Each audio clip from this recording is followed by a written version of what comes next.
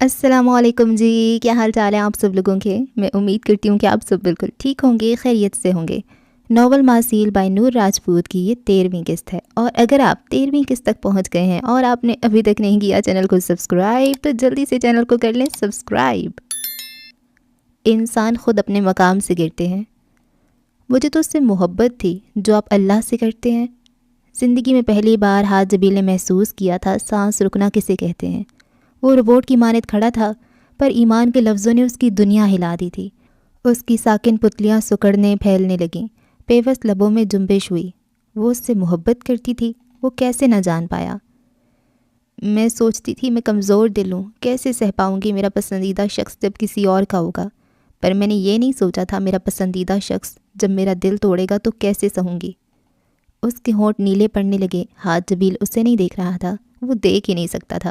اس کی نظریں سامنے جمی تھیں، نیٹ کے جال پر، جبکہ ایمان کی نظریں اس پر تھیں، اس کے پھٹے ہونٹ سے بہتے خون پر، اس کی نیلی پڑتی آنکھ پر۔ ذہانت جب چالاکی میں بدلنے لگے تو انسان شیطان بننے میں زیادہ وقت نہیں لیتا۔ اس نے سینے کے مقام پر ہوتی جلن کو دباتے کہا، پھر وہ پلٹ گئی۔ ہاتھ نے پہلی بار پلکیں جھپکیں، یوں جیسے روبوٹ میں جان پڑ گئی ہو۔ ایمان کے ہاتھ میں وہی بیگ تھا، آرجے والا بیگ۔ اس کا وجود بھیگ چکا تھا۔ وہ 2-4 قدم چلی، پھر رک گئی۔ اس نے جھٹکے سے پلٹ کر ہاتھ کو دیکھا، وہ اسے ہی دیکھ رہا تھا۔ دونوں کی نظریں ٹکرائیں۔ ہمیں اپنے حصے کی محبت اللہ سے خود کرنی پڑتی ہے، میں یہ بھول گئی تھی۔ وہ سانس لینے کو رکی، اور آج سے میں یہ بھی بھول گئی کہ حاج جبیل کون ہے۔ اس کا لہجہ نارمل تھا، حاج جبیل خاص تھا، پر آج وہ عام لڑکی اس خاص کو عام کر گئی تھی۔ کوئی شکوہ، کوئی شکایت، کوئی حقارت نہیں تھی، بس اقرار سے انکار تک محبت کی عجیب حکایت تھی۔ میٹھی چبن سے شروع ہو کر جلا کر بھسم کر دینے والی روایت تھی۔ وہ قدم قدم چلتی دور ہوتی گئی۔ اس نے پلٹ کر نہ دیکھا، اسے پلٹ کر دیکھنا ہی نہیں تھا۔ ابھی کچھ دیر میں محسن، وہ پتھر ٹوٹ جائے گا۔ میں اس کی سرد مہری پر محبت مار آیا ہوں۔ وہ اس کے سامنے نہیں روئی تھی، پر اسٹیڈیم سے باہر نکلتی ہی اس کا دل چاہا شدت سے چلائے، ساری دنیا کو بتائے کہ اس کے ساتھ کیا ہوا تھا، کیوں ہوا تھا۔ ہاتھ میں پکڑا آرجے والا بیگ وہیں سڑک پر گر گیا۔ عبدل کہیں نہیں تھا۔ وہ فٹ پاتھ پر چلتی جا رہی تھی جب اچانک ایک گاڑی جھٹکے سے اس کے قریب رکی۔ وہ چلتی رہی۔ اس کے آنسو بارش کے پانی میں گھل مل گئے تھے۔ کوئی گاڑی کا دروازہ کھول کر باہر نکلا تھا۔ ایمانے، کسی نے اسے پکارا، پر وہ سن نہیں رہی تھی۔ ایمانے، چلو میرے ساتھ۔ اچانک کسی نے اس کے سامنے آتے اسے کندھوں سے تھام کر کہا۔ ایمان نے سر اٹھا کر دیکھا، اس کے سامنے ہیزل کھڑی تھی۔ اسے وہاں بھیجنے والا عبدل تھا، پر وہ خود پتہ نہیں کہاں چلا گیا تھا۔ چلو چلتے ہیں۔ روبوٹ بن چکی ایمان کو اس نے گاڑی میں بٹھایا اور پھر فراٹے بھرتی گاڑی وہاں سے بھگا کر لے گئی۔ اسٹیڈیم کی کرسیوں میں سے ایک پر وہ بیٹھا تھا، سر جھکائے، ہونٹ اور منہ سے بہتا خون بند ہو چکا تھا۔ اس کا دماغ سائیں سائیں کر رہا تھا۔ جو کچھ ابھی ہوا تھا وہ خود سمجھ نہیں پایا تھا۔ ایما، ایمانے، ایمان، آخر کون تھی وہ لڑکی؟ وہ خود بھی نہیں جانتا تھا۔ عبدل کہاں گیا تھا کچھ پتہ نہیں تھا، وہ جیسے غائب ہو گیا۔ ہیزل ایمان کو لے کر اپنے گھر آ گئی تھی۔ ایمان کا دماغ جیسے جم سا گیا تھا، وہ اسپاٹ چہرہ لیے کھڑی تھی۔ ایمانے، بالآخر ہیزل نے اسے دوبارہ پکارا۔ وہ اسے کمرے میں لائی تھی تاکہ وہ اپنے کپڑے تبدیل کر سکے، وہ بھیگی ہوئی تھی۔ کپڑے بدل لو۔ ہیزل اس کے سامنے کھڑی تھی۔ ایمان نے حیرانی سے اسے دیکھا، وہ اس کے بارے میں زیادہ نہیں جانتی تھی۔ ہیزل اس وقت سادہ سے ٹراؤزر شرٹ میں تھی، بال بندھے ہوئے تھے اور چہرہ میک اپ سے آ رہی تھا۔ یہ اس ہیزل سے بہت مختلف تھی جسے ایمان نے کافی عرصہ پہلے دیکھا تھا۔ یہ نئے کپڑے ہیں۔ اس نے بیڈ پہ رکھے شاپنگ بیگز کی جانب اشارہ کیا۔ ٹھیک ہے۔ ایمان نے سر جھکا لیا۔ اسے روز یاد آئی تھی، وہ اتنی ظالم تو نہیں تھی جو ایسا کرتی، پھر اس نے کیوں کیا تھا ایسا، کیوں اس کا یقین نہیں کیا تھا۔ وہ آنسوؤں کو پینے لگی۔ ہیزل اس کی ایک ایک حرکت نوٹ کر رہی تھی۔ وہ دونوں دوسری بار ایک دوسرے سے مل رہی تھیں اور دونوں بدل چکی تھیں۔ جب ایمان بیگ اٹھا کر ڈریسنگ روم میں چلی گئی تو ہیزل نے گہرا سانس خارج کیا۔ وہ کمرے سے باہر نکل آئی۔ اسے اب ایمان کے لیے کچھ کھانے کو بھی بنانا تھا۔ اس نے سارے ملازموں کی چھٹی کر دی تھی، اب وہ اپنے اکثر کام خود کر رہی تھی۔ وہ میگی کے لیے باریک باریک سبزیاں کاٹتی ایمان کے بارے میں ہی سوچ رہی تھی۔ جانے کیوں ہیزل کو اس سے ایک پل کے لیے بھی نفرت محسوس نہیں ہوئی تھی۔ وہ عبدل کی ایک کال پر بھاگی چلی گئی تھی۔ تقریباً آدھے گھنٹے بعد اس نے ایمان کو سیڑھیاں اترتے دیکھا۔ وہ بہت ہی کھلے ٹراؤزر پر گھٹنوں تک آتا ٹی پنک گھیرے دار ٹاپ پہنے ہوئے تھی، ہم رنگ سکارف سر پہ جمع تھا، بال فولڈ تھے۔ ہیزل اسے دیکھے گئی۔ عبدل کتنے اچھے سے جانتا تھا کہ وہ کن کپڑوں میں آرام دہ محسوس کرتی تھی۔ وہ خاموشی سے آ کر لاؤنج میں رکھے صوفوں میں سے ایک پر بیٹھ گئی۔ کھانا لاؤں؟ ہیزل نے سوال کیا۔ ایمان اسے خالی خالی نظروں سے دیکھنے لگی۔ مجھے بھی بھوک لگی ہے کافی، مجھے بس میگی بنانی آتی ہے، وہی بنائی ہے۔ سپر اسٹار دا ہیزل ملک عام انسانوں کی طرح اس کے سامنے کھڑی تھی۔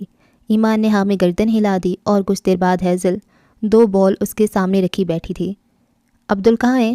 ایمان پہلی بار کچھ بولی۔ ہیزل خاموشی سے اسے دیکھنے لگی۔ اس کی آنکھیں سوجی ہوئی تھیں اور چہرے پر ذرا بھی تازگی نہیں تھی۔ کچھ بارش میں بھیگنے کی وجہ سے اس کی حالت اب غیر ہو رہی تھی۔ میں نہیں جانتی، ہیزل نے ہولے سے جواب دیا۔ اس نے کبھی بتایا نہیں؟ ایمان بھی سر جھکائے سنتی رہی۔ اس نے تھوڑا سا کھایا اور پھر اٹھ کھڑی ہوئی۔ ایسے موسم میں وہ روز کے ساتھ مل کر کوکنگ کیا کرتی تھی۔ تم یہاں محفوظ ہو ایمان نے؟ ہیزل نے اس کا ہاتھ پکڑ لیا، جبکہ ایمان کا دل چاہا وہ پھٹ پڑے اور چیخ چیخ کر اسے بتائے وہ کہیں محفوظ نہیں تھی۔ اسے محفوظ ٹھکانے سے نکال کر پتھریلے راستوں پر بھٹکنے کے لیے چھوڑ دیا گیا تھا۔ تھینک یو، میں بس آج رات یہاں رکنا چاہتی ہوں، صبح ہوتے ہی چلی جاؤں گی۔ اس نے سہولت سے اپنا ہاتھ چھڑایا اور پھر تیزی سے سیڑھیوں کی جانب بڑھ گئی۔ اسے نئی جگہوں پر نیند نہیں آتی تھی۔ وہ جانتی تھی اس کی یہ رات آنکھوں میں کٹنے والی تھی۔ ساری رات برسنے کے بعد اگلی صبح مطلع صاف تھا۔ ساری رات آنکھوں میں کاٹنے کے بعد جانے کب اس کی آنکھ لگ گئی اور جب آنکھ کھلی تو سفید پردوں سے سورج کی روشنی اندر آ رہی تھی۔ اس نے آنکھیں کھول کر دوبارہ بند کرنے کی کوشش کی تو جلن کے باعث وہ کرا کر اٹھ بیٹھی۔ آنکھوں میں شدید قسم کا درد اور جلن تھی۔ اس نے ہاتھوں سے اپنی آنکھوں کو چھوا تو اسے تکلیف کا احساس ہوا۔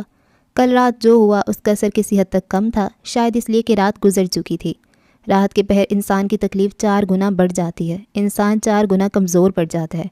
روشنی اور اجالا انسان کو ہمت اور طاقت بخشتا ہے۔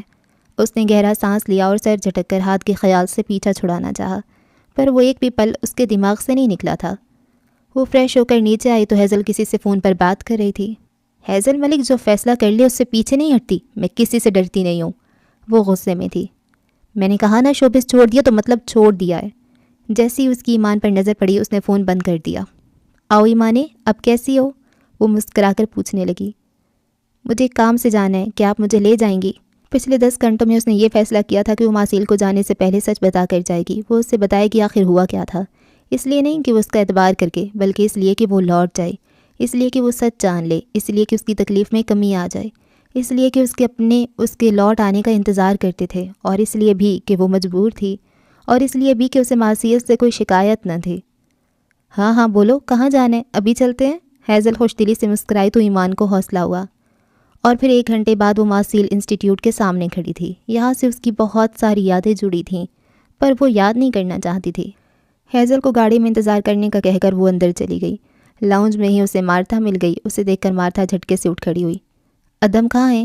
ایمان کے سوال پر مارتھا نے بے ساختہ لاؤنج سے ملحقہ کمرے کی جانب دیکھا۔ اس کی آنکھوں میں عجیب سا خوف تھا۔ مجھے ان سے ضروری بات کرنی ہے، ایمان نے اس کی نظروں کے تعاقب میں کمرے کی جانب دیکھتے کہا۔ وہ سو رہے ہیں، آپ جائیں یہاں سے۔ مارتھا گھبراہٹ کا شکار تھی۔ میرے پاس وقت نہیں ہے، مجھے آج ہی بات کرنی ہے۔ وہ کمرے کی جانب بڑھی۔ رک جاؤ، مارتھا اس کے پیچھے لپکی۔ پہلی بار وہ ایسی زبردستی کلاس روم میں داخل ہوئی تھی، اسے ماسیل ملا تھا، اور آج پھر وہ زبردستی اس کے روکنے کے باوجود کمرے کی جانب بڑھتی گئی۔ اس نے مارتھا کے روکنے کے باوجود جھٹکے سے کمرے کا دروازہ کھولا۔ سامنے کا منظر دیکھ کر وہ جیسے بت بن گئی۔ شنایا اس کے پہلو میں لیٹی تھی۔ وہ دونوں ایک چھت تلے ایک بیڈ پر تھے۔ وہ بے سود سو رہا تھا، جبکہ شنایا کے چہرے پر فخریہ مسکراہٹ تھی۔ اس نے پہلے ایمان کو حیرت سے دیکھا اور پھر مسکرا دی۔ وہ جسے چاہتی تھی حاصل کر چکی تھی۔ جیت کی خوشی سے سرشار وہ ایک ایسے شخص کے ساتھ رات بتا چکی تھی جس کا اس سے کوئی جائز رشتہ نہیں تھا۔ جو اللہ کو نہیں مانتے ان سے دور رہنا چاہیے، ان میں خوف نہیں ہوتا، اور جن میں خوف نہیں وہ آسانی سے گر جاتے ہیں۔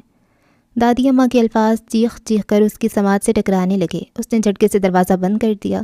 اس نے اپنے دل کی دھڑکن پہلی بار اتنی واضح محسوس کی تھی۔ اور جن میں خوف نہیں ہوتا وہ آسانی سے گر جاتے ہیں، وہ آسانی سے گر جاتے ہیں، وہ آسانی سے گر جاتے ہیں۔ اس کا وجود کانپنے لگا۔ بار بار یہی الفاظ اس کی سماعت سے ٹکرانے لگے تھے۔ اس نے بہت عرصے بعد اپنے وجود کو کانپتے دیکھا۔ وہ جھٹکے سے مڑی اور تیز تیز چلنے لگی۔ وہ گر گیا تھا۔ وہ ایک عروس تھا جسے اپنی حدوں میں رہنا نہیں آیا تھا۔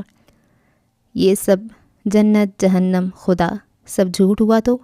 مرنے کے بعد کوئی زندگی نہ ہوئی، کوئی حشر نہ ہوا تو کیا ملے گا تمہیں اپنی عبادتوں سے؟ اپنی نیکیوں کے عوض پھر کیا ملے گا؟ اگر یہ سب جھوٹ بھی ہوا تو مجھے نقصان نہیں ہوگا، لیکن آپ سوچیں اگر یہ سب سچ نکلا تو کیا ہوگا؟ حشر واقعی ہوا تو کیا ہوگا؟ آپ کا نقصان ہوگا۔ پتہ ہے کیا نقصان ہوگا؟ جانتا ہوں جنت نہیں ملے گی۔ نہیں، جنت شاید مل جائے آپ کی کسی نیکی کے بدلے پر آپ کو ایمان نہیں ملے گی۔ ایک عورت کی دی گئی تکلیف دوسری عورت ہی کم کر سکتی ہے، شنایا یہ جانتی تھی اور اسے یہ موقع ملا تھا۔ ماسیل اس کی باہوں میں بکھرا تو اسے سمیٹنے کا موقع مل گیا۔ وہ ٹوٹ گیا تھا بری طرح سے۔ وہ بھلا کیسے جڑا رہتا؟ ٹوٹ کر جڑا رہنے کا ہنر تو خدا والوں کے پاس ہوتا ہے جو انہیں تھام کر رکھتا ہے، جبکہ وہ تو کسی خدا کو مانتا ہی نہیں تھا، اس کا گرنا تو طے تھا۔ وہ جب کسمسا کر اٹھا تو شنایا کو محبت پاش نظروں سے خود کی جانب دیکھتے پایا۔ وہ اس کے بے انتہا قریب لیٹی تھی اور جانے کب سے اسے دیکھ رہی تھی۔ پہلے پہل تو ماسیل کو خواب لگا، اس نے آنکھیں بند کر کے دوبارہ کھولیں تو شنایا خوبصورتی سے مسکرا دی۔ اس بار ماسیل کی پوری آنکھیں کھل گئیں۔ وہ جھٹکے سے اٹھ بیٹھا، اس کے جسم پر شرٹ نہیں تھی۔ وہ گزری رات یاد کرنے لگا۔ ایمان سے ملنے کے بعد وہ ساحل سمندر پر گیا تھا اور وہاں سے بار اس نے شنایا کو کہا تھا اور وہ اسے لے گئی تھی۔ وہ ڈرگز لینا چاہتا تھا اور شنایا نے اسے ایسا کرنے دیا تھا۔ ایمان کی اس کی زندگی میں آنے کے بعد اس نے نشہ آور ادویات نہیں لی تھی، پر وہ جس قدر ٹوٹا تھا اسے لگتا تھا یہ نشہ اس کی تکلیف کم کر دے گا۔ شنایا اس کے ساتھ تھی، وہ اس سے ویسی محبت کرتی تھی جیسی وہ چاہتا تھا۔ ساری رات اس نے بار میں گزاری۔ صبح شنایا اسے گھر لے آئی۔ شام کو اسے ہوش آیا تو اس کی حالت بگڑنے لگی۔ ہوش میں آنے کے بعد اسے صرف ایک ہی چہرہ نظر آتا تھا اور وہ ایمان کا تھا۔ ایک خیال آتا تھا کہ ایمان نے اس کی قیمت وصول کی تھی اور یہ خیال اس کی نسیں چیرنے کے مانند تھا۔ موسم خراب ہوا تو شنایا نے گھر جانے سے منع کر دیا۔ وہ جو کہہ رہا تھا وہ وہی کر رہی تھی۔ اس نے شراب پی اور اس قدر پی کہ اپنے حواس کھونے لگا، اور یہ موقع شنایا کے لیے اچھا تھا۔ شنایا نے پورے ہوش و حواس میں اسے قبول کیا۔ وہ حواسوں میں ہوتا بھی تو یہی کرتا۔ ایمان کا خیال اسے آری کی طرح کاٹ رہا تھا۔ اس کے جسم میں وحشت پنپنے لگی تھی۔ ایمان، میں تمہیں کبھی معاف نہیں کروں گا۔ وہ مدہوشی میں بھی اس کا نام لے رہا تھا۔ شش، میں ہوں نا، مجھے دے دو اپنے سارے دکھ درد، میں سمیٹ لوں گی۔ شنایا نے اس کے لبوں پر انگلی رکھی۔ اسے اپنے قریب دیکھ کر ماسیل کو یاد رہا تو صرف یہ کہ اس نے اپنی وفائیں جس لڑکی کے نام کی تھیں وہ بے وفا نکلی تھی، اور وہ بھی بے وفا ہو جاتا تو کیا تھا؟ وہ جو شنایا کو دوست کہتا تھا اب ساری حدیں پار کر گیا تھا، اور جب ہوش میں لوٹا تو بے یقینی سے اسے دیکھنے لگا۔ میں تم سے بہت محبت کرتی ہوں ماسیل۔ وہ اس کے قریب ہوئی تو وہ جھٹکے سے بیڈ سے نیچے اترا۔ شنایا نے حیرانی سے اسے دیکھا۔ میں فریش ہوتا ہوں۔ وہ تیزی سے کمرے سے نکل گیا اور شنایا اکیلی بیٹھی رہ گئی۔ آپ اتنی خالص کیوں لگتی ہیں؟ اتنی خالص، اتنی مقدس کہ چھونے کا دل کرے اور چھونے سے ڈر لگے۔ وہ شاور کے نیچے کھڑا تھا، ٹھنڈا پانی اس کے جسم پر بہہ رہا تھا۔ اسے تو لگا تھا اس کی ساری اذیت کم ہو جائے گی، پر اب اسے لگ رہا تھا جیسے اس کا وجود کسی نے جلتے تنور میں پھینک دیا ہو۔ وہ جتنا خود پر پانی گرا رہا تھا جلن اتنی ہی بڑھتی جا رہی تھی۔ ماسیل، آر یو اوکے؟ شنایا نے اس کی تپتی پیشانی کو چھوا۔ وہ بری طرح بخار میں پھنک رہا تھا۔ چلیں ہاسپٹل چلتے ہیں۔ وہ اپنے کمرے میں تھا، بیڈ پر بے سود پڑا تھا۔ یہ وہ کمرہ نہیں تھا جہاں اس نے پچھلی رات شنایا کے ساتھ گزاری تھی، یہ اس کا ذاتی کمرہ تھا، اور اس نے کئی مرتبہ ایمان کو اپنے تصور میں اس کمرے میں گھومتے پھرتے دیکھا تھا۔ جاؤ یہاں سے، ماسیل نے غنودگی کی کیفیت میں کہا۔ نہیں، میں نہیں جاؤں گی، ہمیں ہاسپٹل جانا ہے۔ وہ ضدی ہوئی۔ پلیز جاؤ یہاں سے۔ اس کا ہاتھ اپنی پیشانی سے ہٹاتے وہ رہا، پورا جسم جیسے دہک رہا تھا۔ محبت تو ہمیں پابند کرتی ہے، کسی اور کا ہونے نہیں دیتی، بلکہ یک طرفہ خاموش محبت میں تو کوئی خسارہ ہوتا ہی نہیں ہے، نہ پانے کی چاہ نہ کھونے کا ڈر۔ ایمان کی باتیں چاروں جانب گونج رہی تھیں، ماضی کسی فلم کی طرح تصور کے پردے پر چل رہا تھا۔ فرض کرو تمہیں کسی سے یک طرفہ محبت ہو جائے، جیسے میں تم سے کرتا ہوں، تو کیا کرو گی؟ پابند رہوں گی۔ کب تک؟ جب تک محبت رہی۔ کتنی عجیب منطق تھی اس کی محبت کو لے کر۔ اس کا ماننا تھا محبت انسان کو مضبوط بناتی ہے، یک طرفہ خاموش محبت انسان کو بھٹکنے نہیں دیتی۔ تو پھر آج وہ کیا تھا؟ کیا اس کی محبت ختم ہو گئی تھی؟ کیا وہ اب ایمان سے محبت نہیں کرتا تھا؟ وفا یا بے وفائی کرنا تو ہر انسان کا اپنا ظرف ہوتا ہے۔ ایمان بے وفا تھی تو وہ کیوں قائم نہ رہ پایا؟ جبکہ ایمان نے تو کبھی محبت کا دعویٰ نہیں کیا تھا، پر اسے تو محبت تھی نا۔ وہ کیسے بھٹک گیا تھا؟ وہ کیسے گر گیا تھا؟ اسے لگا وہ سانس نہیں لے پائے گا، پورا جسم پسینے میں بھیگنے لگا۔ وہ کیسے بھٹک گیا تھا؟ وہ کیسے گر گیا تھا؟ آخر کیوں؟ اس کا ضمیر اسے کچوکے لگا رہا تھا۔ حالانکہ اس نے پہلی بار زنا نہیں کیا تھا، اس کے نزدیک تو یہ زنا تھا بھی نہیں، وہ تو اس سب کا عادی تھا، پر کیوں اسے اتنی تکلیف ہو رہی تھی؟ آخر کیوں؟ اور جن میں خوف نہیں ہوتا وہ آسانی سے گر جاتے ہیں۔ تم رات بھر کہاں تھے؟ مرتضیٰ اس کی نیلی آنکھ اور پھٹی ہوئی ہونٹ کو دیکھتے پوچھنے لگا۔ ادھر ہی تھا، ہاتھ نے الماری میں رکھا وہ بیگ کوئی 20ویں بار دیکھا۔ RJ برانڈ کا وہ بیگ جو ایمان کی ملکیت تھا، وہ سڑک پر ہی کہیں گر گیا تھا، جس سے وہ اٹھا لایا تھا اور بار بار نکال کر دیکھ رہا تھا، خود کو یقین دلانے کی کوشش کرتا کہ یہ وہ بیگ نہیں ہے جو اسے خواب میں نظر آتا تھا۔ ہر بار اسے مایوسی کا سامنا کرنا پڑتا کیونکہ یہ وہی بیگ تھا۔ یہ سب کیا ہے ہاتھ؟ اس کے بگڑے چہرے کو دیکھ کر مرتضیٰ نے تشویش سے پوچھا۔ کچھ نہیں، اپنے باکسر بھائی سے مار کھا کر آیا ہوں، اسپاٹ سے لہجے میں جواب دیتا وہ اب اس کی جانب متوجہ ہوا، جبکہ مرتضیٰ حیرت سے اسے تکنے لگا۔ عبدل، سیریسلی یہاں پر؟ مرتضیٰ کو یقین نہ آیا۔ ہاں عبدل۔ اس نے اب آئینے کے سامنے کھڑے ہوتے اپنے زخم پر دوا لگائی۔ مرتضیٰ اسے دیکھے گیا، اتنا گہرا زخم تھا کہ اسے ٹانکے لگتے، پر وہ ہاتھ تھا جس کے ہاتھ ذرا سے بھی نہیں لرزے تھے۔ تم تو ہمیشہ سے جانتے تھے کہ عبدل یہاں ہے۔ ہاتھ اس کا دوست تھا، وہ ہاتھ کو دوست مانتا تھا، پر ہاتھ نے کبھی اسے دوست نہیں کہا تھا۔ اسے دوست بنانے نہیں آتے تھے، وہ دوست بناتا نہیں تھا، اسے دوستوں کی ضرورت نہیں پڑتی تھی۔ کب ملواؤ گے عبدل سے؟ اس کی خاموشی پر مرتضیٰ نے اگلا سوال کیا۔ اگر تم چاہتے ہو تمہاری ہڈی پسلی ٹوٹے تو جب چاہے مل لو۔ کیسی خوفناک باتیں کر رہے ہو؟ مرتضیٰ کے چہرے کے زاویے بگڑے۔ مجھے ابھی کام سے جانا ہے، میں کل اکیڈمی میں ملوں گا۔ وہ اب اس کی جانب متوجہ ہوا۔ مرتضیٰ اس سے ملنے ہوٹل آیا تھا، رات کو بھی آیا تھا، پر وہ ہوٹل میں نہیں تھا۔ ہاتھ ابھی تک ہوٹل میں رکا ہوا تھا۔ اگر وہ اکیڈمی کے ریسٹ ایریا میں رکتا تو مرتضیٰ کی وجہ سے وہ اپنے باقی کام نہ کر پاتا، جبکہ اسے بہت کچھ کرنا تھا۔ اس بگڑے ہوئے چہرے کے ساتھ جاؤ گے؟ آف کورس، اٹھا کر رکھ کے جانے سے تو رہا۔ سرد سپاٹ سا لہجہ، مرتضیٰ نے بمشکل ہنسی چھپائی۔ اوگے، اپنا خیال رکھنا۔ وہ خداحافظ کہتا کمرے سے نکل گیا، جبکہ ہاتھ گہرا سانس خارج کرتا بیڈ پر بیٹھ گیا۔ اس کا فون تھرتھرایا۔ جیسے ہی اس نے فون اٹھایا تو چہرے کے تنے ہوئے تاثرات نرم پڑ گئے۔ السلام علیکم موم۔ اس نے چہرے پر بشاشت لاتے ویڈیو کال اٹھائی۔ دوسری جانب اس کی ماں تھی۔ وعلیکم السلام، یہ کیا ہوا؟ عبدل سے مار کھا کر آیا ہوں، ہمیشہ کی طرح۔ دوسری جانب بیٹھی ہستی ساکت رہ گئی۔ وہ مل گیا؟ کیسے نہ ملتا، ڈھونڈنے والا ہاتھ تھا۔ دوسری جانب خاموشی چھا گئی۔ 13 سالوں بعد میں نے تمہیں جھنجھلایا ہوا دیکھا ہے، وجہ کیا ہے؟ وہ ماں تھی، بھانپ گئی تھی، وہ نظریں جھکائے ہوئے تھا۔ یہی جاننے کی کوشش کر رہا ہوں، وہ خود پر قابو پاتے بولا۔ اتنی جلدی وہ کسی کو اپنے اندر جھانکنے کی اجازت نہیں دیتا تھا۔ تھوڑی دیر بعد جب اندھیرا چاروں جانب پھیل گیا تو وہ سیاہ رنگ کی بیگی پینٹ پر ہلکے نیلے رنگ کی اوور شرٹ پہنے سر پہ کیپ جمائے باہر آیا۔ کیپ کو اس نے اس انداز میں لے رکھا تھا کہ اس کا چہرہ چھپا ہوا تھا، اور اس نے ایسی ڈریسنگ کر رکھی تھی جو کسی کی توجہ نہ کھینچتی۔ اسے اب اپنے چند ضروری کام نپٹانے تھے۔ شام کے سائے چاروں جانب پھیل چکے تھے، پرندے اپنے اپنے گھروں کو لوٹ رہے تھے، پارک میں کھیلتے بچے بھی اب واپس جا رہے تھے۔ آہستہ آہستہ پورا پارک خالی ہو گیا۔ وہ اکیلی بیٹھی رہ گئی۔ دن میں مطلع صاف تھا، جبکہ اب پھر سے بارش کے آثار تھے۔ وہ پچھلے 3 گھنٹوں سے اس پارک میں بیٹھی تھی۔ آج جو اس نے دیکھا تھا وہ ناقابل یقین تھا۔ حالانکہ وہ ماسیل کو جانتی تھی، پر شاید اسے یہ توقع نہیں تھی کہ وہ اتنی جلدی یہ سب کر جائے گا۔ وہ اپنے لرزتے وجود کے ساتھ جب ماسیل انسٹیٹیوٹ سے باہر نکلی تو ہیزل وہاں نہیں تھی۔ اس کی گاڑی کھڑی تھی، جبکہ وہ خود جانے کہاں چلی گئی تھی۔ ایمان کے پاس نہ اس کا نمبر تھا، نہ گھر کا پتہ۔ وہ اسے کیسے ڈھونڈتی؟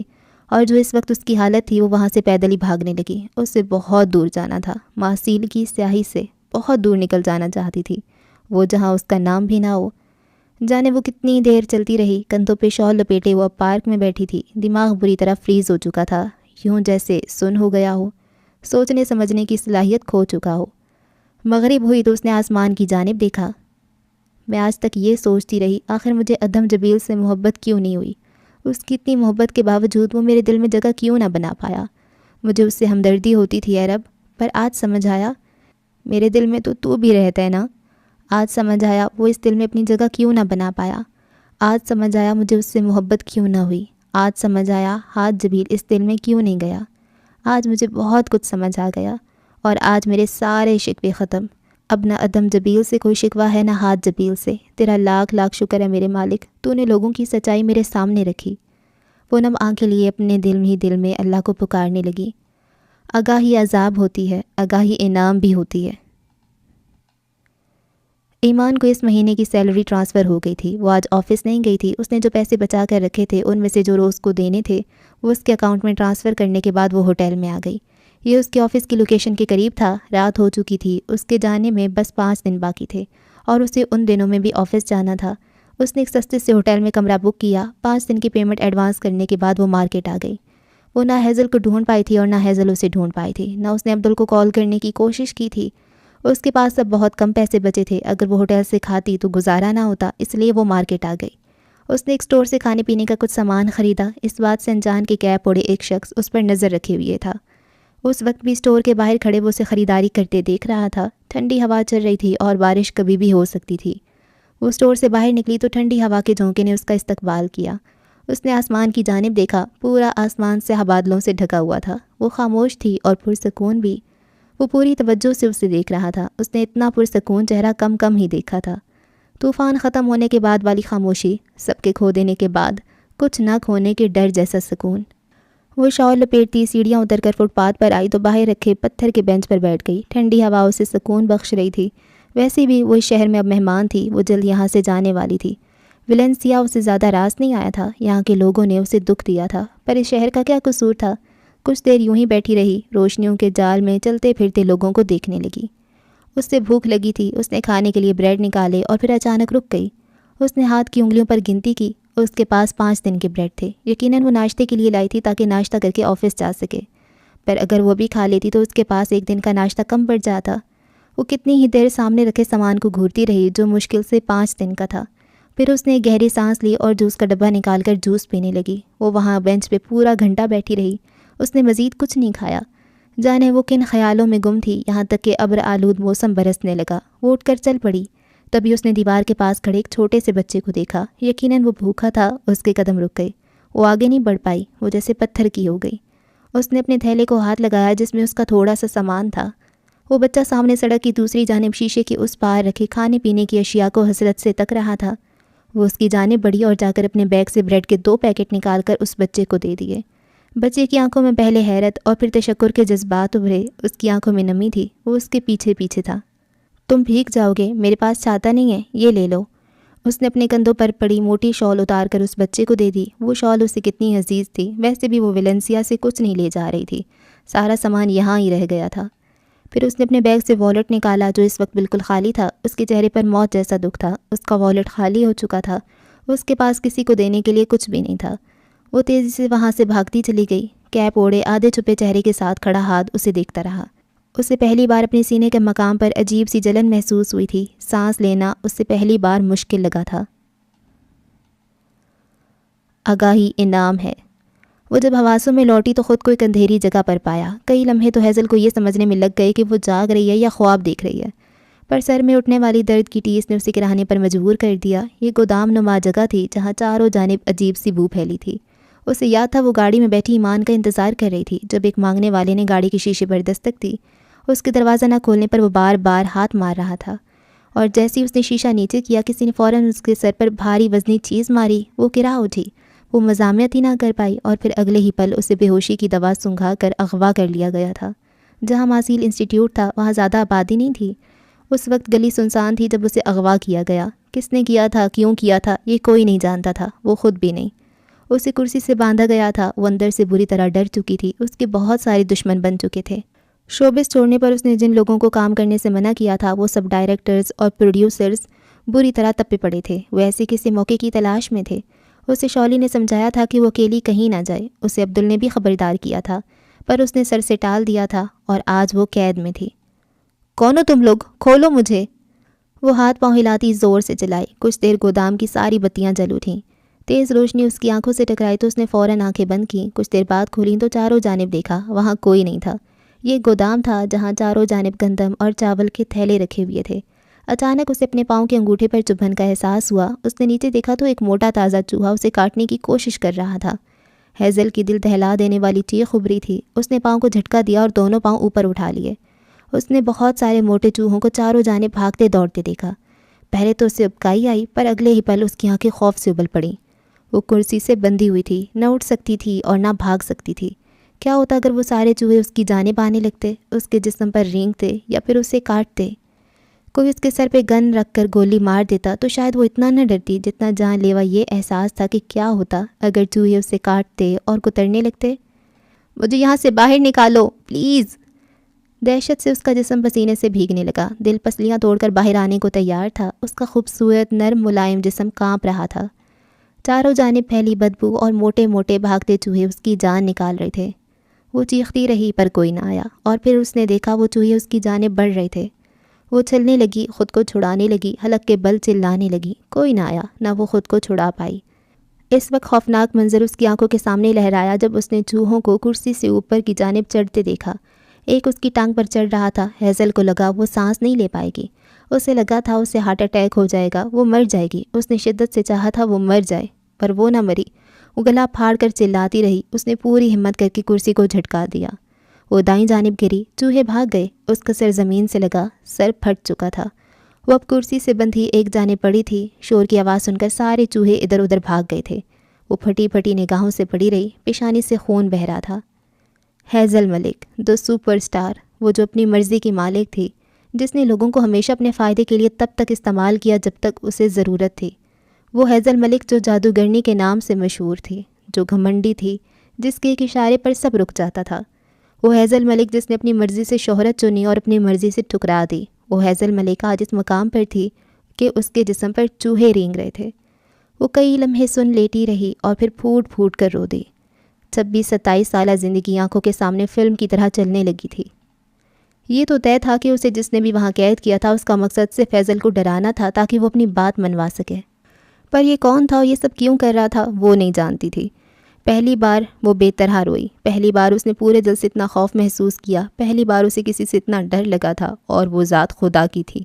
اور پھر ٹک کی آواز سے مزید روشنیاں جل اٹھیں۔ اس نے لیٹے لیٹے بھاری بوٹوں کو اپنی جانب بڑھتے دیکھا۔ 1 2 3 4، جانے کتنے لوگ اس کی جانب بڑھ رہے تھے۔ وہ یوں ہی پڑی روتی رہی۔ ذرا دیکھو تو ہیزل ملک کو، ہالی ووڈ کی مووی کرنے والی دی سپر اسٹار کو، کیسے بے بس پڑی ہے۔ ایک گنجا شخص افسوس سے کہتا اس پر جھکا۔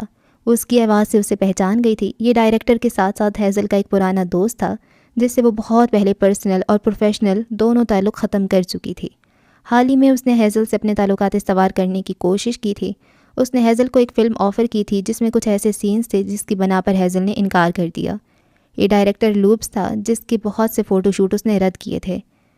صرف تمہاری وجہ سے میرا جتنا نقصان ہوا ہے تم سوچ بھی نہیں سکتی، تمہیں یہ سارا نقصان بھرنا ہوگا۔ لوپس اچھا انسان نہیں تھا، تبھی ہیزل نے اس سے دوستی ختم کی تھی، پر وہ اس قدر گرا ہوا تھا یہ اسے آج پتہ چلا تھا۔ اس نے اپنی سسکیوں پر قابو پاتے سرخ آنکھوں اور خون آلود پیشانی سے اسے گھورا۔ رسی جل گئی پر بل نہ گئے۔ وہ جھٹکے سے اٹھ کھڑا ہوا۔ آج یہاں ہر طرح کا فوٹو شوٹ ہوگا، کیمرے لاؤ، وہ پرلطف انداز میں بولا۔ 2 لڑکوں نے آگے بڑھ کر اس کی کرسی اٹھا کر سیدھی کی۔ ویسے بھی تم شوبز چھوڑ چکی ہو، جاتے جاتے میرا کام ہی کر جاؤ۔ وہ ایک آنکھ دباتے خباثت سے مسکرایا۔ تمہارے پاس 2 آپشنز ہیں، میری مووی کرو ان تمام سینز کے ساتھ جن کی بنا پر تم نے مووی ریجیکٹ کی تھی، یا پھر اسی گودام میں تمہیں چوہوں کا شکار بننا پڑے گا۔ پر اس سے پہلے ہم تمہارے ایسے فوٹو شوٹس کریں گے کہ تم سوچ بھی نہیں سکتے۔ دوست جب دشمن بن جائے تو وہ شیطان کو بھی پیچھے چھوڑ دیتا ہے، اور لوپس انسانیت کے درجے سے بہت نیچے گر چکا تھا۔ ہیزل خاموشی سے سب سنتی رہی۔ اس کی آنکھوں میں آنسو کسی انسان کے ڈر سے نہیں تھے، بلکہ آج اسے کوئی اور ذات شدت سے یاد آ رہی تھی۔ یہ تو طے تھا کچھ بھی ہو جاتا ہیزل واپس جانے والی نہیں تھی۔ وہ جس فیلڈ کو چھوڑ آئی تھی وہ دوبارہ اس میں قدم نہیں رکھنا چاہتی تھی۔ تمہیں لگتا ہے تم مجھے ڈرا کر اپنا مقصد پورا کر لو گے؟ وہ کسی زخمی ناگن کی طرح پھنکاری۔ ڈر تو تم چکی ہو، بس اب تمہاری ہاں باقی ہے۔ اس نے ایک لڑکے کو اشارہ کیا تو وہ کانٹریکٹ لے کر آگے بڑھا۔ اس پر سائن کرو اور عزت کے ساتھ واپس جاؤ۔ یہ مووی کا کانٹریکٹ تھا جو وہ اس سے سائن کروانا چاہ رہا تھا۔ تبھی کسی نے گودام کا دروازہ جھٹکے سے کھولا۔ وہ سب چونک گئے۔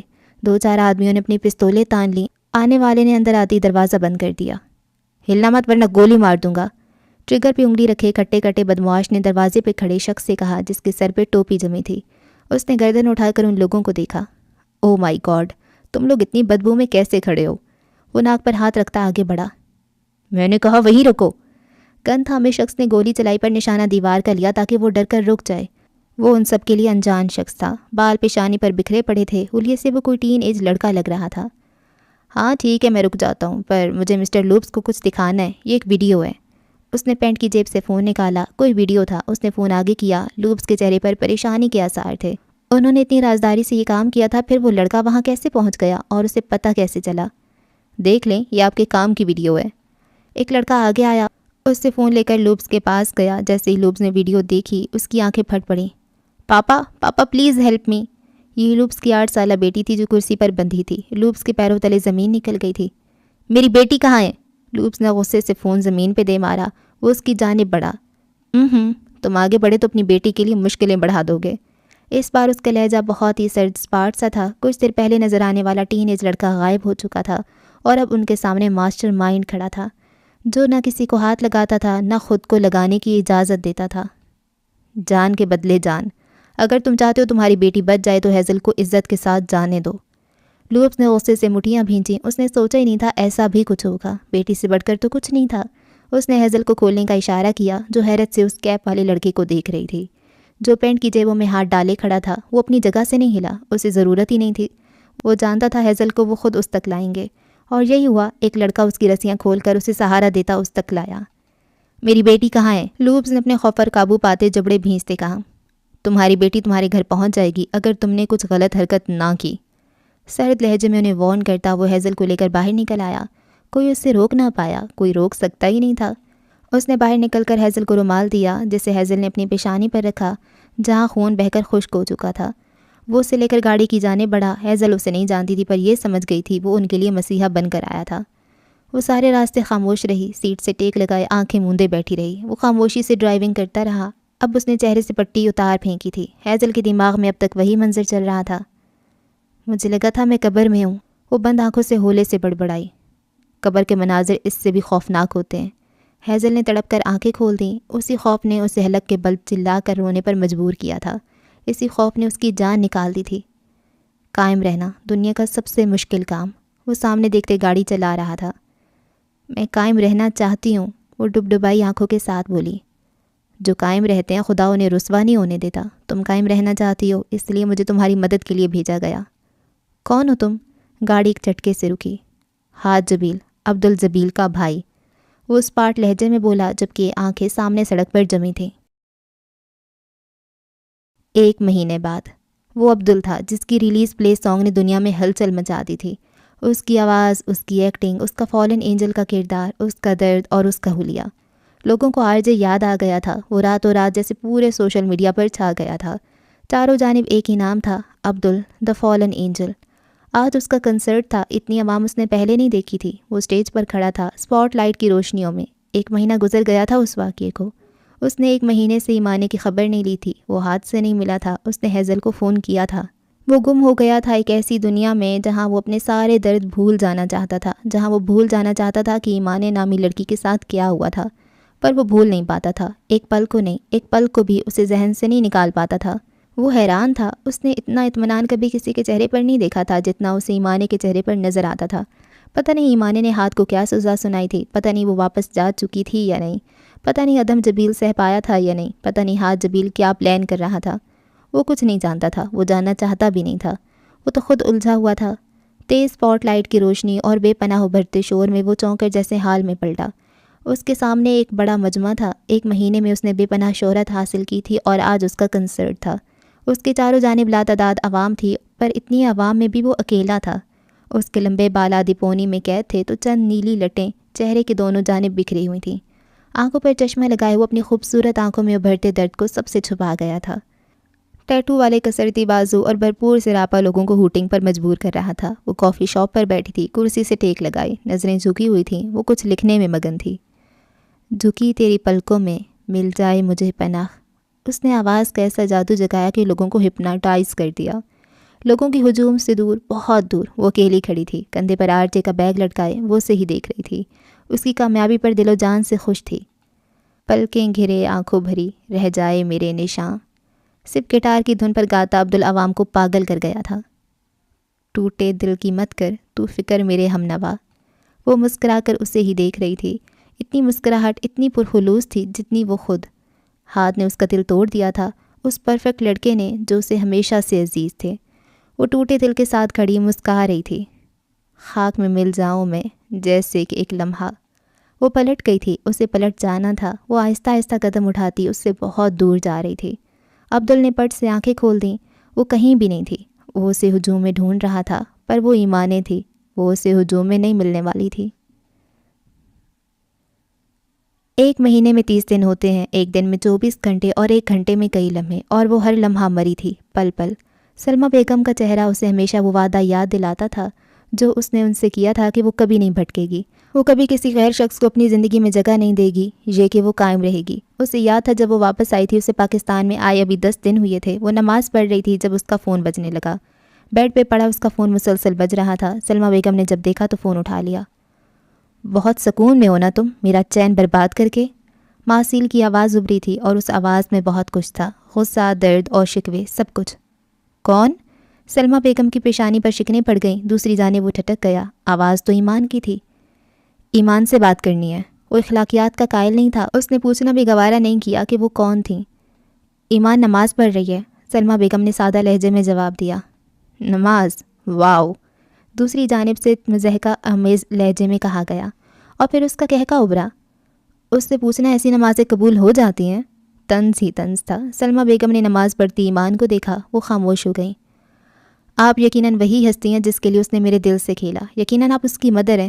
اسے بس اتنا کہہ دیجئے گا کہ وہ میری خدا سے نفرت کی ایک اور وجہ ہے۔ کہہ کر فون بند کر دیا گیا۔ سلمیٰ بیگم نے حیرانی سے فون کو دیکھا۔ ایمان نے سلام پھیرا، پھر اس نے سلمیٰ بیگم کو دیکھا۔ یہ کون تھا؟ کیا کہہ رہا تھا؟ سلمیٰ بیگم کا دل تیزی سے دھڑکنے لگا تھا۔ وہ یہ تصور ہی نہیں کر سکتی تھی کہ ان کی بیٹی کچھ غلط کر سکتی تھی۔ ایمان نے اپنی ماں کے چہرے کو دیکھا، جن کے چہرے پر خوف کے آثار واضح تھے۔ یہ تو ہونا ہی تھا، جلد یا بد دیر۔ نماز پڑھ کر بتاتی ہوں۔ اور ایمان بنت عبداللہ اپنی ماں سے جھوٹ نہیں بول سکتی تھی۔ اس نے پھر سے نیت باندھ لی۔ سلمیٰ بیگم اسے دیکھتی رہی۔ وہ اسی جگہ بیٹھی اس کا انتظار کرتی رہی۔ ایمان نے نماز پڑھی اور دعا مانگ کر اٹھ کھڑی ہوئی۔ اس کے پاس اب مانگنے کو زیادہ کچھ نہیں تھا سوائے اس کے اے اللہ مجھے بخش دے۔ وہ اٹھ کر ان کے قریب جا کر بیٹھ گئی۔ یہ کون تھا؟ کیا کہہ رہا تھا؟ میرا دل بہت ڈر رہا ہے۔ اور ایمان جو اپنی ماں کو اس پریشانی سے بچانا چاہتی تھی، اس نے انہیں سب سچ بتا دیا۔ کیسے ادم جبیل کے باپ نے اسے فون کیا، کیسے سلمیٰ بیگم کے آپریشن کے پیسے دیے، کیسے اس کا باپ چاہتا تھا وہ واپس پلٹ آئے، اور کیسے ایمان نے اسے اپنا نہیں پائی۔ ہاتھ جبیل والے حصے کو وہ بالکل چھپا گئی، نہ یہ بتایا کہ اسے استعمال کیا گیا، نہ یہ بتایا کہ اس کے ساتھ کیا کیا ہوا۔ وہ اچھا انسان ہے امی، پر میں ایک اور عبداللہ ہاشم کو برداشت نہیں کر سکتی، وہ سر جھکائے کہہ رہی تھی، جبکہ سلمیٰ بیگم حیرانی سے اسے دیکھے جا رہی تھیں۔ انہوں نے یہ کیسے سوچ لیا تھا کہ ان کی بیٹی کی زندگی میں کوئی مرد نہیں آئے گا؟ وہ کیسے بھول گئی تھی کہ باہر کی دنیا گھر کی چار دیواری سے الگ ہوتی ہے؟ اب تو لڑکیاں گھروں میں چار دیواری کے اندر رہتے ہوئے بھی اتنا کچھ کر جاتی ہیں کہ والدین کو خبر ہی نہیں ہوتی۔ وہ تو پھر 7 سمندر پار اکیلے رہ رہی تھی۔ وہ تو پھر ایسی لڑکی تھی جس کا گریز، جس کا دائرہ لوگوں کو اس کی طرف کھینچتا تھا۔ میں محنت کر رہی ہوں، میں ان کے سارے پیسے لوٹا دوں گی، آپ پریشان نہ ہوں۔ شنایا کے پہلو میں سویا ادم جبیل اسے پوری جزیات سے یاد تھا۔ وہ بھولنا چاہتی تھی پر اس منظر کو بھول نہیں پائی تھی۔ کیا محبت کرنے والے ایسے ہوتے ہیں؟ اگر ایسے ہوتے ہیں تو شدت سے خواہش کی تھی اسے کوئی محبت کرنے والا نہ ملے۔ سلمیٰ بیگم اٹھ کر چلی گئیں اور وہ بیٹھی رہی خاموشی کے ساتھ، جانے اب تقدیر کون سا فیصلہ سنانے والی تھی۔ مجھے کہیں سکون نہیں ہے، ایک پل کے لیے بھی نہیں۔ میں جتنا اس کے خیال کو دل سے نکالتا ہوں وہ اتنا مجھ پہ حاوی ہوتی ہے۔ وہ دونوں آمنے سامنے بیٹھے تھے، وہ دونوں جنہیں ایما عزیز تھی، پر وہ دونوں اسے رکھ نہ پائے۔ باسیل نے اسے اپنی زندگی سے نکالا تھا اور روز نے گھر سے، پر کیا ان کے نکالنے پر وہ زندہ نہ رہ پائی؟ کیا وقت نہیں گزرا تھا؟ پتہ نہیں ہمیں کیوں لگتا ہے اگر ہمارے ساتھ کچھ برا ہوا تو ہم سہ نہیں پائیں گے۔ وہ سب سہ گئی تھی بہت خاموشی کے ساتھ۔ وہ نم پلکوں سے ویلنسیا کو خیر آباد کہہ کر گئی تھی۔ وہ کبھی یہاں پلٹ کر نہیں آنا چاہتی تھی۔ What about شنایا؟ روز سنجیدہ تھی۔ ایمان کے جانے کے بعد وہ بھی پہلے جیسی نہیں رہی تھی۔ اسے لگا وہ اپنا سامان لینے آئے گی، پر وہ نہیں آئی۔ اس کا سارا قرضہ اتار کر وہ اپنا سامان وہیں چھوڑ گئی تھی۔ وہ خاموشی سے ان کی زندگیوں سے نکل چکی تھی، پر سچ تو یہ تھا وہ جا کر بھی نہیں گئی تھی۔ اولڈ ٹاؤن کی گلیوں میں وہ ان دونوں کو گھومتی پھرتی نظر آتی تھی۔ شنایا کے ذکر پر اس کا جسم پھر سے جل اٹھا تھا۔ عورت کی قربت ایسی ہی ہوتی ہے، اچھا بھلا انسان بھٹک جاتا ہے۔ وہ تو پھر پہلے سے بھٹکا ہوا تھا۔ اس کے پاس کوئی جواب نہیں تھا، وہ خاموش رہا۔ میں ہاتھ جبیل سے ملنا چاہتی ہوں۔ ہاں، دا پرفیکٹ مسٹر جبیل۔ پوری کہانی میں جس کا نقصان نہیں ہوا تھا، اس سے مل کر کیا کروں گی؟ سچ جاننا چاہتی ہوں۔ جانے کیوں؟ وہ یہ سچ نہیں پہلے جان پائی۔ اسے اب گلٹ محسوس ہوتا تھا۔ اسے لگتا تھا اس نے ایما کے ساتھ برا کیا، پر اب پچھتانے کا کیا فائدہ؟ جو ہونا تھا وہ ہو گیا تھا۔ کیسا سچ؟ سچ جو سچ ہے، بس وہ جاننا چاہتی ہوں۔ وہ اٹھ کھڑی ہوئی۔ ماسیل خاموش رہا۔ وہ بہت ٹھنڈے مزاج کا انسان تھا، پر اس بار اس نے بہت جلدی کر دی تھی، اتنی جلدی کہ اب پچھتا رہا تھا۔ پر اب پچھتانا کیسا؟ روز چلی گئی، وہ بیٹھا رہ گیا۔ اچانک ٹرین ایک جھٹکے سے رکی اور وہ جیسے ہوش کی وادی میں لوٹا۔ ٹرین کراچی سے چلی تھی اور تقریباً 30 اسٹیشن عبور کرنے کے بعد اب لاہور اسٹیشن پر پہنچ چکی تھی۔ وہ اس کے سامنے والی سیٹ پر بیٹھی تھی۔ کہانی ایسے بھیانک موڑ لے گی وہ سوچ بھی نہیں سکتی تھی۔ رات کے 8:30 بجے کا ٹائم تھا۔ ٹرین لاہور سے 9 بجے نکلنے والی تھی۔ ان کے پاس آدھا گھنٹہ تھا۔ اس نے شال کو اچھے سے لپیٹ لیا۔ مجھے لگتا تھا سب سے زیادہ نفرت صرف میں کر سکتا ہوں، اور وہ میں نے اس لڑکی سے کی جس سے میں بے پناہ محبت کرتا تھا۔ پر حقیقت تو یہ ہے اس کی محبت کبھی میرے دل سے نکلی ہی نہیں۔ ایمان، تم نے مجھے کن راہوں کا مسافر بنا دیا ہے۔ تم سے نفرت کرنا چاہتا ہوں، محبت آڑے آ جاتی ہے۔ تم تک پہنچنا چاہتا ہوں پر نفرت راستہ روک لیتی ہے۔ تم بتاؤ میں کہاں جاؤں؟ وہ تصور میں اس سے مخاطب تھا پر وہ اسے سن نہیں سکتی تھی۔ وہ اسے کبھی سننا چاہتی ہی نہیں تھی۔ اس نے گھٹنوں میں اپنا چہرہ چھپا لیا۔ لاہور ریلوے اسٹیشن، بے وفاؤں کا شہر۔ وہ اسٹیشن پر نہیں اترنا چاہتا تھا۔ اسے نہ جیت سکے گا غم زمان اب، جو کائنات تیرے در پر ہار دی ہم نے۔ دا پرفیکٹ مسٹر جبیل، جس کا کوئی نقصان نہیں ہوا تھا، وہ لندن میں تھا، اپنے گھر میں جہاں اس نے بچپن کے کافی سال بتائے تھے، جو گھر سالوں سے بند پڑا رہا تھا۔ اسے پاکستان واپس جانا تھا پر اس سے پہلے اسے یہاں آنا پڑا تھا۔ آنا ضروری تھا ورنہ وہ جی کیسے پاتا۔ رات کی اس پہر وہ دبے پاؤں گھر کی پچھلی دیوار کی جانب کود کر اندر داخل ہوا۔ گھر کے پچھلے لان میں درخت ہی درخت تھے، یوں جیسے جنگل اگایا ہو۔ سالوں سے یہاں کی صفائی نہیں ہوئی تھی، پر حیرانی کی بات یہ تھی لان میں لگی بیلیں جو گھر کے اوپر تک چڑھ گئی تھیں وہ سوکھی نہیں تھیں، وہ ہری بھری تھیں اور ان بیلوں نے پورے گھر کو اپنی لپیٹ میں لیا ہوا تھا۔ دوسرا، وہ گھر کوئی آسیب زدہ لگتا تھا۔ آس پاس اپنی سائیکلوں پر گزرتے بچے اسے ہانٹڈ ہاؤس کہتے تھے۔ وہ پچھلے حصے میں سوکھے پتوں سے گزرتا اندر کی جانب بڑھ رہا تھا، اور کمال یہ تھا کہ پتوں کی آواز تک نہیں آ رہی تھی۔ آگے جا کر وہ رک گیا۔ سامنے ہی بیل نے پورا جال بنا رکھا تھا جس سے اس نے ہاتھ سے پرے کیا اور دوسری جانب چلا گیا۔ آگے سیڑھیاں تھیں جو نیچے کی طرف تہہ خانے میں جا رہی تھیں۔ وہ اندھیرے میں سیڑھیاں اترتا نیچے جانے لگا۔ سیڑھیاں ختم ہو گئیں پر سامنے کی دیوار تھی، اینٹوں کی دیوار۔ اس نے مخصوص اینٹوں پہ ہاتھ لگایا اور ایک پیٹرن لگایا۔ ٹک کی آواز سے دروازہ کھل گیا۔ اندر اندھیرا تھا۔ وہ اندر داخل ہوا اور دروازہ بند ہو گیا۔ پورا لان سنسان اور ویران پڑا تھا۔ لائٹس پلیز، اندر داخل ہوتی اس نے مخصوص لہجے میں کہا اور بتیاں جل اٹھیں۔ یہ ایک لاؤنج تھا جہاں صوفے رکھے تھے۔ بائیں جانب دیوار پر بڑا سا شیلف تھا جس میں کتابیں رکھی تھیں۔ آتش دان تھا جس میں بجھی ہوئی لکڑیاں پڑی تھیں اور ایک فریج رکھا تھا جس میں کھانے پینے کی چیزیں تھیں۔ کوئی یہاں آ بھی جاتا تو اسے یہ ایک لاؤنج ہی لگتا۔ یہاں کچھ بھی پراسرار نہیں تھا، سب کچھ نارمل۔ ہے ایمانے، مجھے اپنا ڈوز چاہیے، اوپن دا لیب۔ اس کی یہ خاص پچ، خاص لہجہ، خاص آواز کسی پاسورڈ کی طرح کام کرتا تھا۔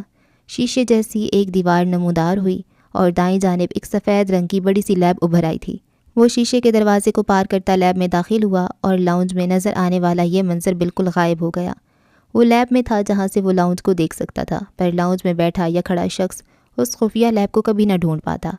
چاروں جانب رنگ برنگے مایا جات پڑے تھے۔ Good evening mister Jabil. یہ اس کی اسسٹنٹ تھی، اے آئی اسسٹنٹ، جس کا نام اس نے بے اختیار رکھا تھا بنا سوچے سمجھے۔ اس کے ذہن میں پہلا نام یہی آیا تھا۔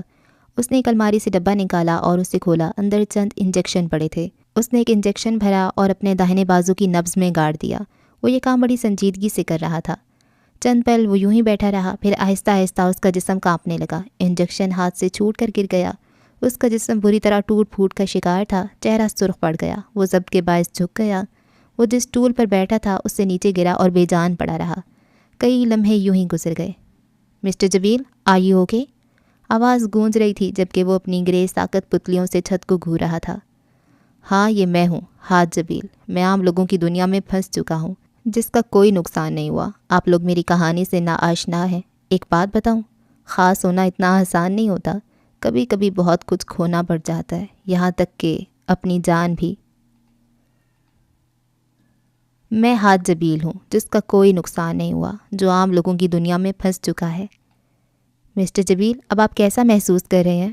وقت کے کئی لمحے گزر گئے، کئی ساعتیں بیت گئیں۔ وہ یوں ہی زمین پر پڑا رہا، ساکت پتلیوں سے چھت کو گھو رہا تھا۔ مسٹر جبیل، اے آئی اسسٹنٹ ایمانے کی آواز گونج رہی تھی۔ وہ جھٹکے سے اٹھ بیٹھا۔ ہاں، میں ٹھیک ہوں۔ درد محسوس کرنے کا ایک طریقہ تھا اور جب تک اسے درد محسوس ہوتا رہتا وہ زندہ رہتا۔ اپنی ڈوز لینے کے بعد اس نے وہ باکس بند کر دیا۔ آپ پریشان ہیں؟ وہ مجھے مل گئی۔ وہ سر جھکائے بیٹھا تھا اور میں نے اسے گنوا دیا۔ کیسے شکست خوردہ الفاظ تھے۔ آپ کس کی بات کر رہے ہیں؟ وہ نظر نہیں آ رہی تھی پر اس کی آواز مسلسل گونج رہی تھی۔ ایمانے کی۔ وہ جس کے نام پر آپ نے مجھے بنایا، وہ برتھ مارک والی ایمان ہے؟ اگر کوئی حاج جبیل کی زندگی کے بارے میں 10% بھی جانتا تھا تو وہ اے آئی تھی، سوائے اس کی ماں کے۔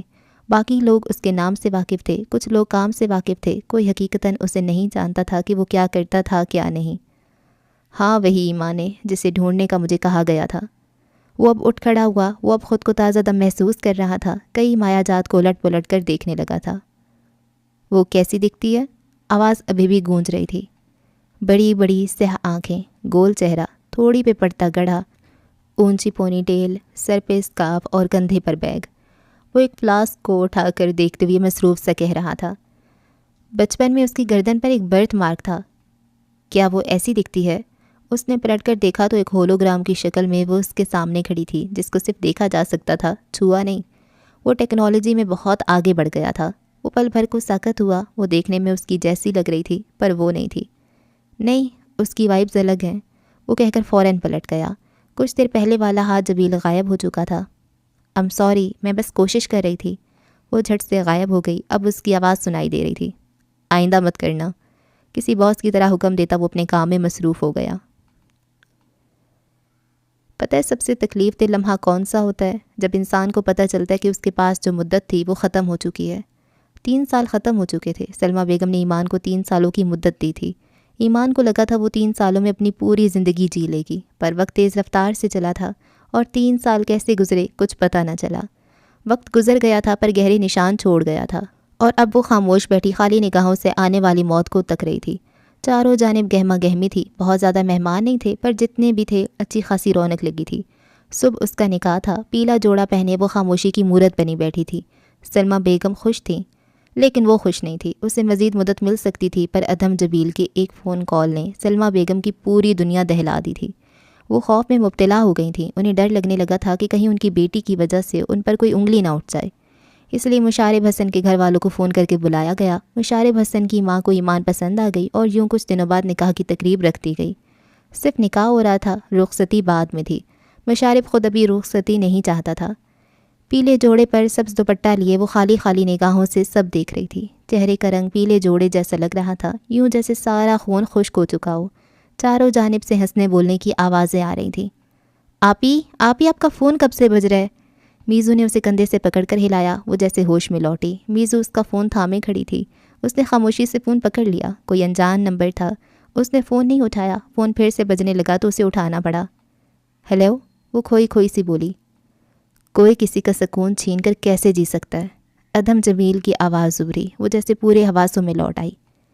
کیا ملا تمہیں میری زندگی کے ساتھ کھیل کر ایمان؟ بتاؤ مجھے۔ ایمان کا دل چاہا وہ اتنی زور سے چلائے کہ دوسری جانب موجود معسیل دبوت ساز کے کانوں کے پردے پھٹ جائیں، وہ بہرا ہو جائے، وہ اپنی سماعت کھو دے۔ اس کے اندر اتنی تکلیف تھی پر وہ چلا نہ پائی۔ عجیب شخص تھا، خود آج بھی آزاد تھا، آج بھی سب کچھ کر رہا تھا، اور اس کی وجہ سے آج ایمان کی زندگی داؤ پر لگنے جا رہی تھی۔ وہ کسی انچاہے شخص کی منگوہا بننے والی تھی۔ اس کے ایک فون کال نے ایمان کو ہمیشہ کے لیے سلمیٰ بیگم کی نظروں میں گرا دیا تھا۔ اسے لگتا تھا وہ کبھی سلمیٰ بیگم کے سامنے سر اٹھا کر چل نہیں پائے گی۔ ظالم تو وہ تھا، ظلم تو اس نے کیا تھا۔ پھر وہ کس سکون کی بات کرنے آیا تھا؟ میں ایک بھی رات سکون سے نہیں سو پایا ہوں، مجھے بتاؤ میں کیا کروں؟ ایسے لگتا ہے کسی نے میرا وجود اٹھا کر جہنم کی اس آگ میں ڈال دیا ہو جس سے سب ڈرتے ہیں۔ جہنم کی آگ آپ سہ نہیں پائیں گے مسٹر ادھم جبیل؟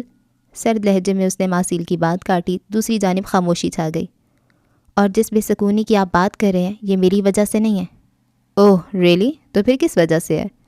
گناہ کی تپش انسان کو جلنے پر مجبور کر دیتی ہے۔ انسان کے اندر ایسی بے چینی، ایسی آگ بھر دیتی ہے کہ انسان اس آگ کو مٹانے کے لیے پھر سے گناہ کرتا ہے۔ وہ سکون کی تلاش میں نامحرم کے وجود میں پناہ تلاش کرتا ہے۔ انسان دھوکہ کھا جاتا ہے۔ اسے لگتا ہے خوبصورت جسم اسے سکون مہیا کرتے ہیں، جبکہ بے سکونی کی آگ مزید بھڑک جاتی ہے۔ یہ آگ آپ کی اپنی لگائی ہوئی ہے مسٹر ادھم جبیل، مجھے اس الزام سے بری رکھیں۔ چند لمحے گہری خاموشی کی نظر ہو گئے، وہ کچھ بول ہی نہیں پایا۔ واٹ ربش، وہ احتجاجن چلایا۔ زنا جسمانی آگ کو تو مٹا دیتا ہے ادھم، پر روح کو ہمیشہ کے لیے بھڑکتا چھوڑ دیتا ہے۔ ایمان، وہ بے یقینی سے بولا۔ اس کا دل جیسے رک چکا تھا۔ کیا وہ اس کے اور شنایا کے جسمانی تعلق سے واقف تھی؟ یہ خیال ہی روح فرساں تھا۔ اگر ہاں تو اس نے کبھی ظاہر کیوں نہیں کیا؟ وہ تو پہلے ہی پچھتا رہا تھا، پر اب لگتا تھا وہ کبھی اس آگ سے نکل نہیں پائے گا۔ میں جانتی ہوں آپ کی بے سکون ہونے کی وجہ کیا ہے، پر میں کچھ نہیں کر سکتی، یہ آگ آپ نے خود لگائی ہے۔ کیسا انکشاف تھا یہ، وہ جو خود کو وفادار سمجھتا پھر رہا تھا، آج اسے احساس ہوا تھا اصلی بے وفا تو وہ تھا، محبت کا دعویٰ کر کے بھی قائم نہ رہ پایا۔ میری شادی ہو رہی ہے، میرا آپ سے نہ پہلے کوئی رشتہ تھا نہ اب ہے، میری زندگی میں دخل دینا بند کر دیں پلیز۔ اس نے فون کاٹ دیا اور ادم جبیل کے ہاتھ سے فون پھسل کر جھولی میں گر گیا۔ کچھ لمحے عذاب جیسے ہوتے ہیں، ایسے لمحے جن میں ہم ایسا کام کریں جو ہم کرنا نہ چاہتے ہوں، جہاں ہم مجبور ہوں، بے بس ہوں۔ ایسا ہی وہ ایک لمحہ تھا۔ سادہ سا جوڑا پہنے، سر پہ سرخ دوپٹہ اوڑھے، وہ دلہن کہیں سے نہیں لگ رہی تھی۔ چہرے پر حد درجہ پیلاہٹ تھی، جانے کب مشارب کے گھر والے آئے، کب اس سے ملے، کب اس نے نکاح نامے پر سائن کیے، وہ کچھ نہیں جانتی تھی۔ وہ ساکت تھی اور ساکت رہنا چاہتی تھی۔ وہ نہیں چاہتی تھی کہ کوئی اسے چھوئے اور وہ بھری بھری ریت کی طرح ڈھہ جائے۔ سارے آنسو وہ اندر ہی پی گئی تھی۔ اگر ایک پل کے لیے بھی کسی کا خیال آیا تھا تو وہ ہاتھ جبیل تھا، وہ جو سب ٹھیک کر دیتا تھا۔ جانے وہ کہاں تھا، جانے اس میں ایسا کیا تھا کہ ایمان کا دل اگر رویا بھی تھا تو اسی ایک شخص کے لیے، وہ ایک شخص جو اس کا ذرا سا بھی نہیں تھا۔ حال میں رہو۔ صدارت گوتم کہتا تھا کہ حال میں رہنا ذہنی سکون برقرار رکھ سکتا ہے، لیکن یہ حال میں رہنا کیا ہے؟ مستقبل کی سوچ اور ماضی کا پچھتاوا انسانی دماغ کی خصلت ہے، لیکن ہم ذہین مخلوق ہیں، عقل اور منطق سے اپنے آوارہ ذہن کو حال میں لانے کا فن جانتے ہیں، اور میڈیٹیشن بھی یہی فن سکھاتا ہے کہ کس طرح آپ نے نتائج سے خود کو الگ کر کے بس اس ٹاسک پہ فوکس کرنا ہے جو آج ہے، جو ابھی ہے، اور آپ اسے انجام دے رہے ہیں۔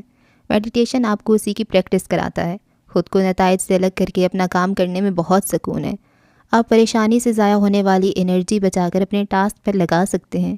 یہ پریکٹس ہے اور اس تک جانے کے لیے ٹیڑھے راستے ہیں، پیچیدگیاں ہیں، لیکن یہ ایک فن ہے جس پر عبور حاصل کرنا ہمارے آوارہ دماغ کے لیے بہت ضروری ہے۔ ہر کام کرتے وقت یہ سوچنا مجھے کیا ملے گا، اس کا کیا نتیجہ ہے، آپ کو اس کام کی گہرائی جڑ میں جانے سے روکتا ہے۔ ہم اکثر پوچھتے ہیں کہ یہ کروں گا تو کیا ملے گا، یوں ہوگا تو کیا ہوگا۔ یہ سوالات یقیناً غلط نہیں، لیکن ان سوالات کو ضرورت سے زیادہ اہمیت دینا آپ کو اپنے مقصد کی جانب اپنا 100% دینے سے روک سکتا ہے، کیونکہ نتائج کی ضرورت سے زیادہ پرواہ آپ کی کریٹیوٹی اور پروڈکٹیوٹی کو نقصان دیتی ہے۔ آپ کی قیمتی انرجی تقسیم ہو جاتی ہے، اور وہ بھی ایسے حالات پر جو آپ کے مکمل اختیار میں بھی نہیں۔ اور حال میں رہنا دنیا کا سب سے مشکل کام ہے۔ وہ تمام لوگ، وہ تمام کردار جو ماسیل کی کہانی کا حصہ تھے، ان میں سے کوئی بھی حال میں نہیں تھا۔ سب ماضی میں جی رہے تھے، ادہم، عبدل اور وہ خود۔ وہ چاہ کر بھی خود کو ماضی سے اس بھیانک جال سے نہیں نکال پا رہے تھے۔ سب سے پہلے بات کرتے ہیں عبدل کی۔ عبدل جبیل، کہانی کا وہ کردار جو اس وقت غائب ہو جاتا تھا جب اس کی شدت سے ضرورت محسوس ہوتی تھی۔ یہ وہ کردار تھا جسے آرجے بننا تھا، کروڑوں دلوں پہ راج کرنا تھا، اور وہ کر رہا تھا۔ وہ اس فیلڈ میں جانا چاہتا تھا تاکہ اپنے باپ کو ڈھونڈ سکے۔ اسے آرجے پسند تھا، جبکہ اسے ڈاکٹر روحان جبیل سے نفرت تھی۔ وہ آج بھی اپنے بچپن، اپنے ماضی سے نہیں نکل پایا تھا۔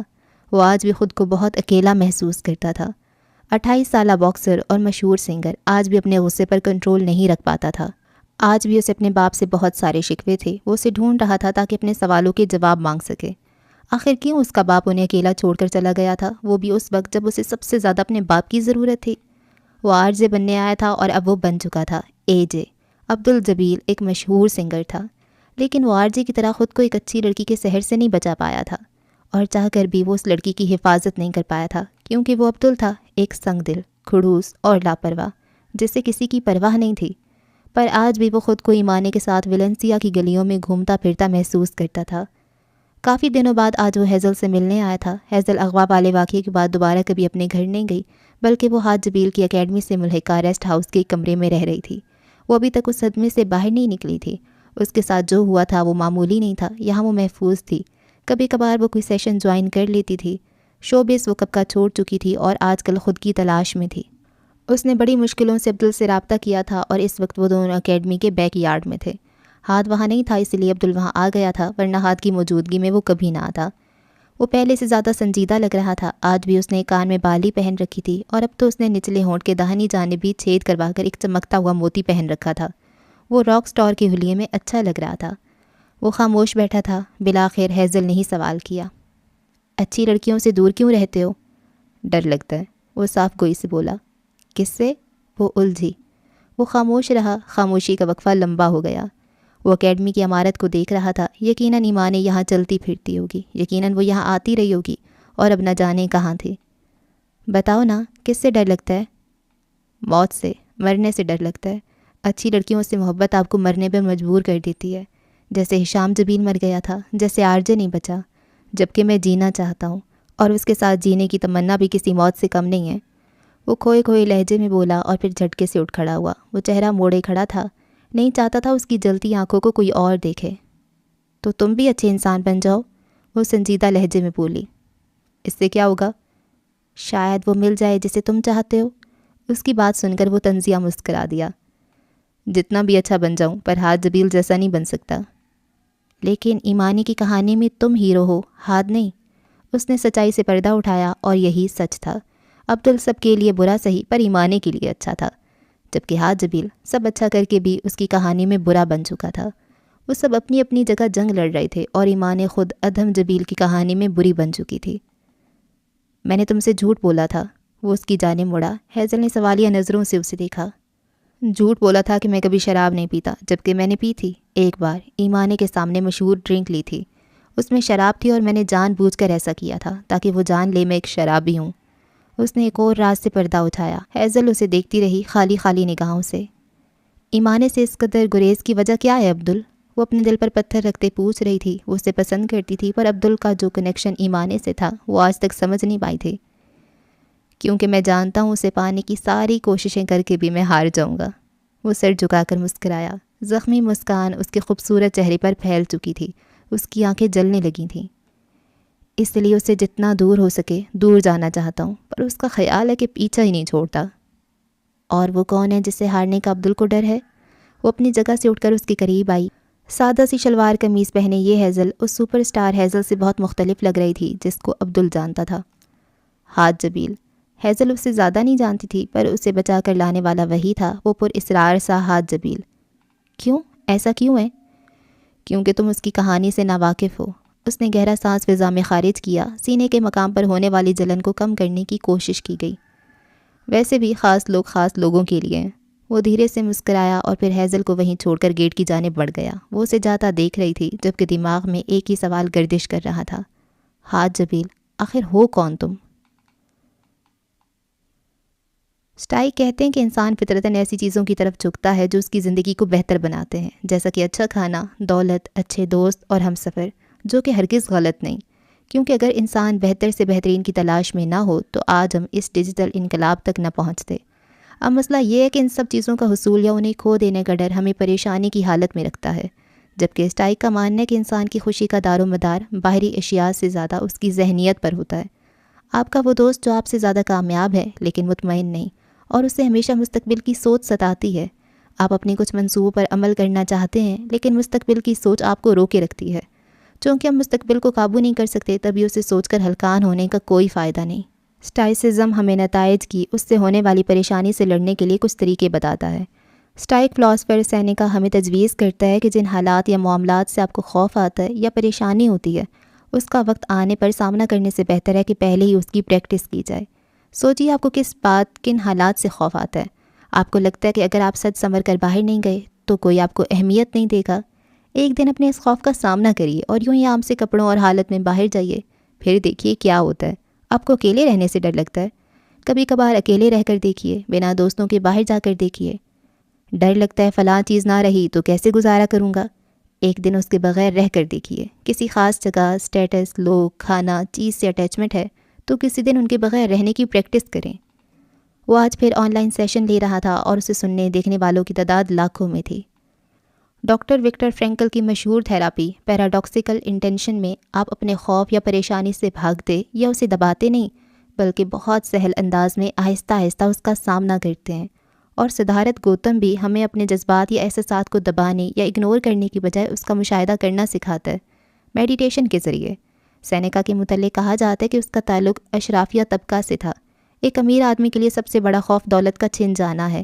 سینیکا کبھی کبھار سوکھی روٹی پانی کے ساتھ کھاتا اور زمین پر سوتا اور خود سے کہتا کہ کیا یہی وہ زندگی ہے جس کا خوف مجھے ہر وقت پریشان رکھتا ہے؟ اسے جی کر دیکھتے ہیں کہ اس میں کس حد تک تکلیف ہے۔ اگر آپ کو کوئی چیز پریشان، فضول، خوف دیتی ہے تو زندگی میں ایک بار اس کو آزمائیں ضرور۔ کیا پتہ آپ کا خوف ہی آپ کا ٹیلنٹ ہو؟ مطلب ہمیں بالکل بے خوف ہو جانا چاہیے، ہر طرح کے خوف سے آزاد؟ سوال ابھرا تھا۔ جن باتوں کا میں نے ذکر کیا ہے ان کے خوف سے نکل آئیں، صرف ایک واحد ہستی کا خوف رکھیں، اور جب آپ صرف خدا سے ڈریں گے تو باقی سارے خوف آٹومیٹک آپ کی زندگی سے نکل جائیں گے۔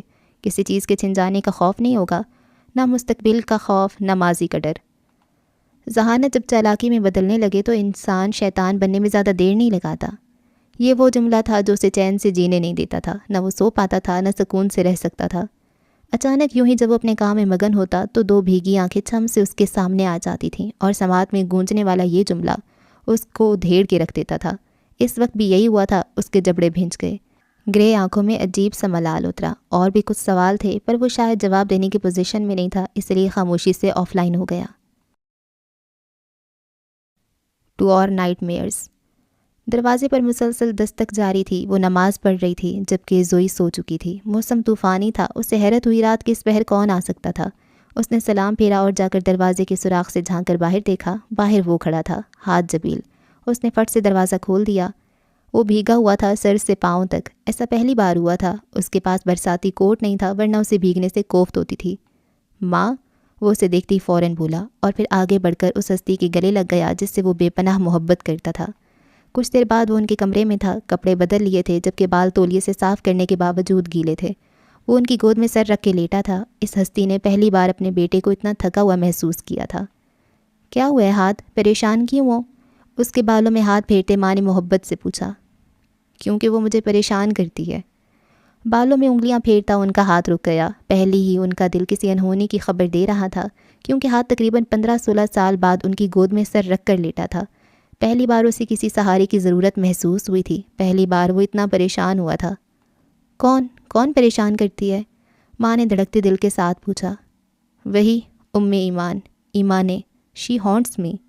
وہ یوں شکایت کرتا بالکل بچہ لگ رہا تھا۔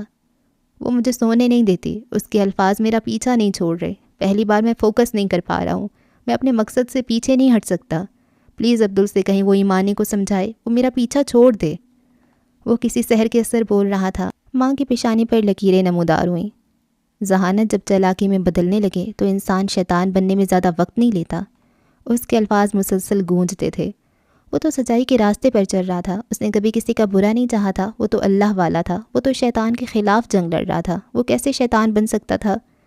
وہ جانے کتنی راتوں کا جاگا تھا کہ کچھ دیر بعد گہری نیند سو گیا، جبکہ ماں پریشانی سے اس کے بالوں کو سہلاتے سامنے گلاس ونڈو پر بہتی بارش کو دیکھ رہی تھی۔ آخر ایسا کون سا راز تھا، ایسا کون سا کام تھا، اور ایسا کون سا انسان تھا جس نے ہاتھ جبیل کو پریشان کر دیا تھا؟ ماں کا ذہن ماضی کی بھول بھلیوں میں بھٹکنے لگا تھا۔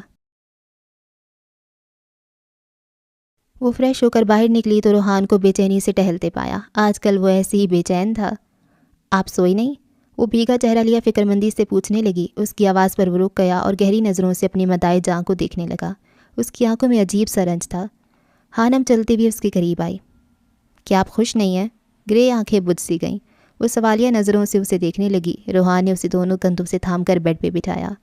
اس کی شہد رنگ بال چٹیا سے نکلے ہوئے تھے، شفاف چہرے پر پانی کی بوندیں تھیں اور گرے آنکھیں جیسے چمک رہی تھیں۔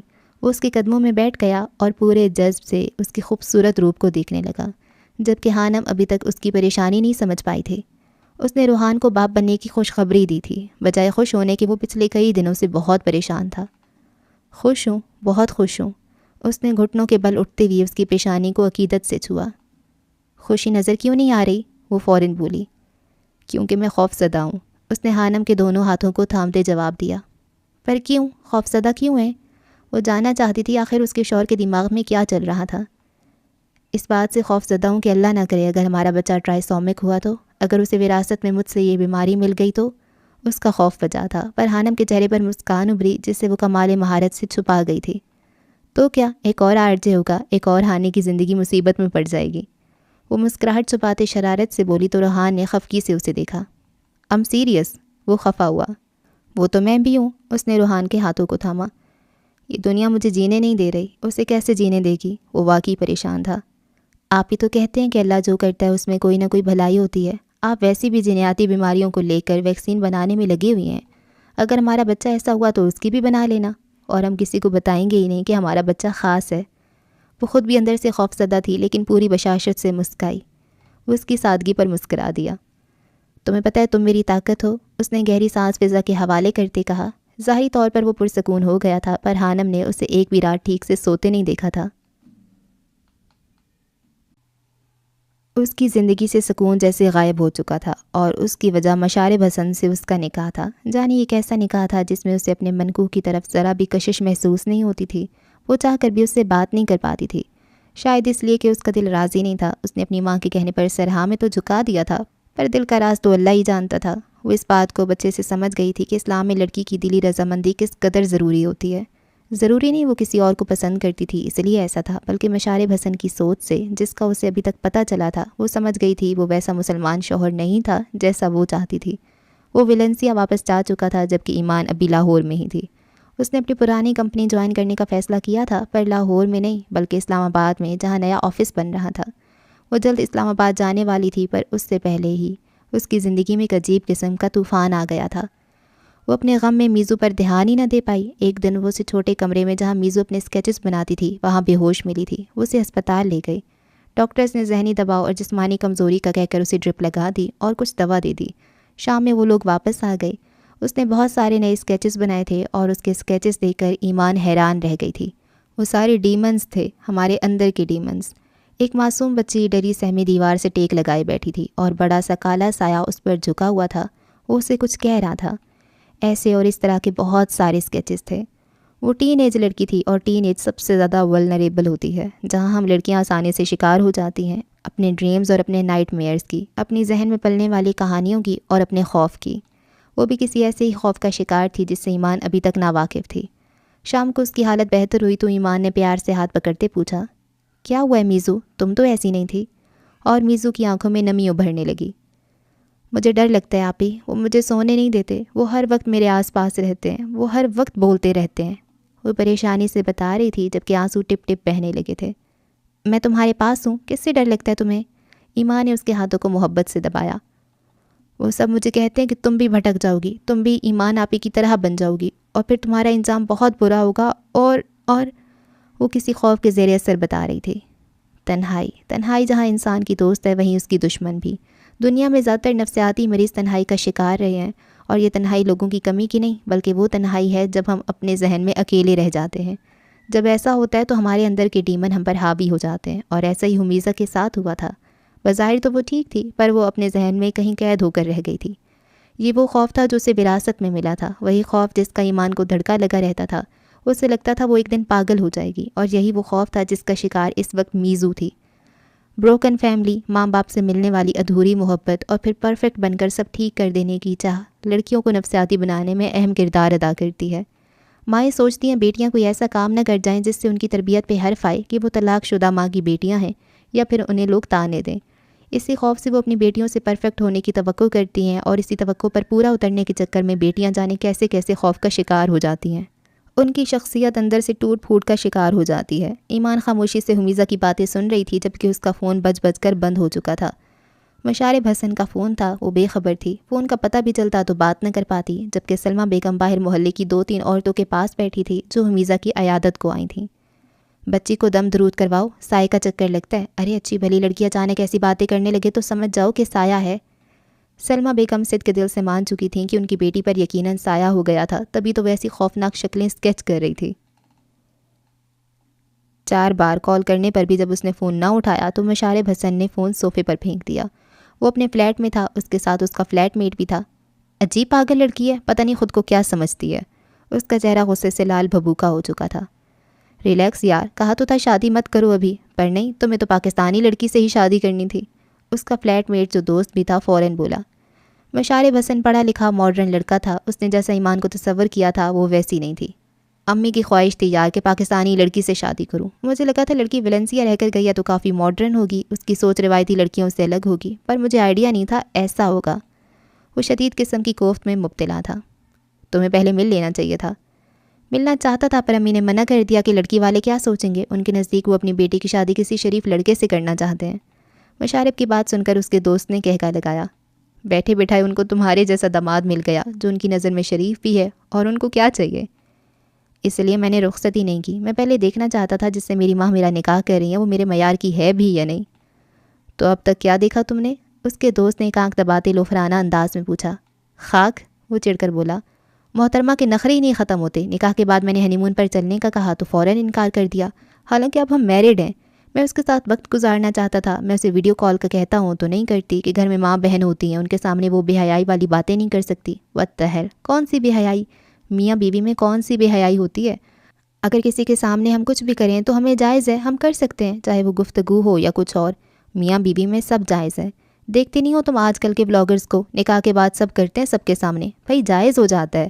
میں بھی ایسا ہی چاہتا تھا، پر پتہ نہیں کہ زمانے کی لڑکی باندھ دی ہے میرے ساتھ۔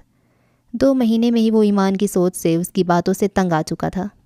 اچھا چل چھوڑ، ویکینڈ ہے، کہیں انجوائے کرنے چلتے ہیں۔ اس نے مشارب کے کندھے پہ ہاتھ رکھا۔ مشارب اپنے آپ کو ٹھیک سمجھتا تھا، وہ اپنی جگہ اپنی نظروں میں ٹھیک تھا، کیونکہ ان کا نکاح ہو چکا تھا، سب جائز تھا۔ اس نے نکاح صرف اپنے مقصد کے لیے کیا تھا، اور اب اسے اپنا مقصد پورا ہوتے نظر نہیں آ رہا تھا۔ وہ آج کل کے سوشل میڈیا سے بہت متاثر تھا، سوشل میڈیا پر موجود عجیب و غریب جوڑوں سے، جو نکاح کے بعد سب کرتے ہیں اور پھر جب دل بھر جاتا ہے تو الگ الگ ہو جاتے ہیں۔ افسوس، وہ بھی اسی سوچ کے ساتھ ایمان کی زندگی میں داخل ہوا تھا۔ ایمان کے نکاح کی خبر نے جیسے اسے پتھر کا بنا دیا تھا۔ پہلے وہ بت بنا رہا، پھر ہنسا اور ہنستا چلا گیا اپنی قسمت پر۔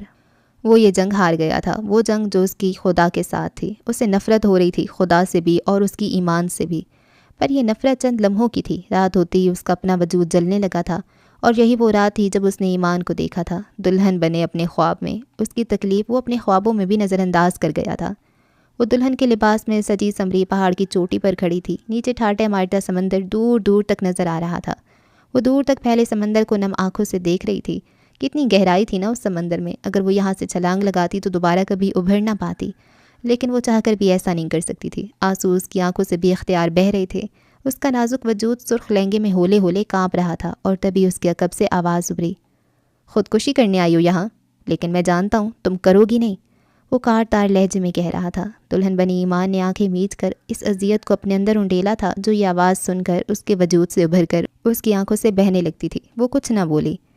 ویسے رات کے اس پیر تمہیں یہاں نہیں ہونا چاہیے، تمہاری شادی ہو چکی ہے، شوہر انتظار کر رہا ہوگا، جاؤ اسے خوش کرو۔ یہ الفاظ نہیں بلکہ وہ کیل تھے جو اس کے نازک وجود میں ٹھونکے جا رہے تھے۔ وہ اپنے خواب میں بھی اتنا ہی ظالم بن گیا تھا جتنا وہ اس دن بنا تھا جب اسے سچائی کا پتہ چلا تھا۔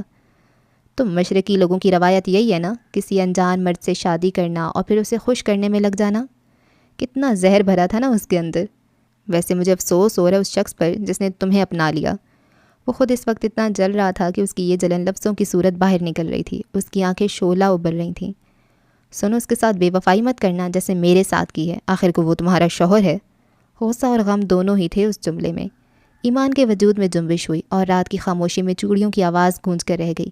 وہ دھیرے سے پلٹی اور اس شخص کو لگا تھا کہ وہ پتھر ہو جائے اگر اس نے اس لڑکی کو اس روپ میں دیکھ لیا، اور پھر وہ پتھر بھر بھری ریت کی طرح ڈھہ جائے گا۔ اس نے ایک پل کو چاہا تھا وہ کبھی نہ پلٹے، وہ اسے کبھی نہ دیکھے، حالانکہ وہ اسے دیکھنے کی خواہش لیے یہاں آیا تھا، لیکن وہ پلٹ گئی اور پھر وہ سچ میں پتھر کا ہو گیا۔ کتنے ہی پل گزر گئے، وہ کچھ کہہ رہی تھی لیکن وہ سن کب رہا تھا، اور پھر ایک جملہ ایسا تھا جو اسے یاد رہ گیا، میں کبھی تمہیں کسی پاگل خانے میں قید نظر آئی تو جان لینا اس کی وجہ تم ہوگے۔ اذیت اور بے بسی، اس کے علاوہ کچھ بھی نہیں تھا ان لفظوں میں، اور پھر وہ چلی گئی۔ وہ اسے روکنا چاہتا تھا، وہ چاہتا تھا وہ اسی سجے سمرے روپ میں اس کے سامنے بیٹھی رہی اور وہ اسے قیامت تک دیکھتا رہے، پر یہ خیال کہ وہ کسی اور کی ہو چکی تھی اس کی روح کو جھلسا رہا تھا۔ اس کی نظروں نے اس وجود کا پیچھا تب تک کیا تھا جب تک کہ وہ نظروں سے اوجھل نہیں ہو گئی تھی۔ اس کی آنکھیں جل اٹھی تھیں، وہ نم آنکھیں لیے اکیلا کھڑا رہ گیا تھا۔ اسے نہ جیت سکے گا غم زمانہ اب، جو کائنات تیرے در پر ہار دی ہم نے۔ اور خواب میں بھی وہ اس سے دور ہوتی چلی گئی تھی۔ وہ جو نیند کی دوا لے کر سویا تھا، ہڑبڑا کر اٹھ بیٹھا تھا، وہ وہاں نہیں تھی، وہ کہیں بھی نہیں تھی، وہ اس کی زندگی سے بہت دور جا چکی تھی، ہمیشہ ہمیشہ کے لیے۔ صبح ہونے سے پہلے وہ جا چکا تھا۔ وہ ایسا ہی تھا، اگر وہ ڈوز کے زیر اثر کبھی اپنی ماں کے سامنے اپنے جذبات کا اظہار کر بھی دیتا تو اس کے بعد کئی دن غائب رہتا تھا۔ یقیناً رات کو بھی وہ اپنی ڈوز کے زیر اثر تھا، تبھی اپنی ماں کے پاس آ گیا تھا، ورنہ ہاتھ کبھی بھی کسی کے سامنے خود کو کمزور ظاہر نہیں کر سکتا تھا، اور لوگوں کا ماننا تھا وہ کمزور تھا ہی نہیں۔ وہ کمزور کیسے ہو سکتا تھا، کیونکہ اسے درد تو ہوتا ہی نہیں تھا۔ وہ زندہ ہے؟ کون؟ دوسری جانب سے پوچھا گیا۔ سیاہ گپ اندھیرے میں جلتی بہت ساری اسکرینیں نظر آ رہی تھیں، اور ہر اسکرین پر الگ الگ ریکارڈنگز چل رہی تھیں۔ وہی خاص لڑکا، حاج جبیل۔ ناممکن، ایسا نہیں ہو سکتا۔ وہ خود سامنے آ چکا ہے، وہ اپنے باپ کی طرح سیشنز لیتا ہے۔ ضروری نہیں کہ یہ وہی ہو، دوسری طرف سے کہا گیا۔ ایک وقت پر دو ایک جیسے چہرے دو مختلف جگہوں پر کیسے ہو سکتے ہیں؟ ایک سکرین پر اس کی لائیو ویڈیو کی ریکارڈنگ چل رہی تھی تو دوسری پر عبدل کے شو کی ریکارڈنگ، دونوں پر ایک دن کی ہی تاریخ تھی۔ تم شیور ہو؟ بہت وقت لگایا میں نے یہاں تک پہنچنے میں۔ وہ دونوں بھائی ہیں، دونوں کے چہرے کافی حد تک ملتے ہیں، بس دونوں کا حلیہ مختلف ہے۔ اگر ان میں سے ایک مر گیا تھا تو اب وہ دو کیسے ہو گئے ہیں؟ وہ کبھی مرا ہی نہیں تھا، ہم اتنے سال بے وقوف بنایا گیا ہے۔ کرسی پر بیٹھا وہ شخص کافی غصے میں لگ رہا تھا۔ کیا لگتا ہے تمہیں دونوں میں سے ہمارا شکار کون ہے؟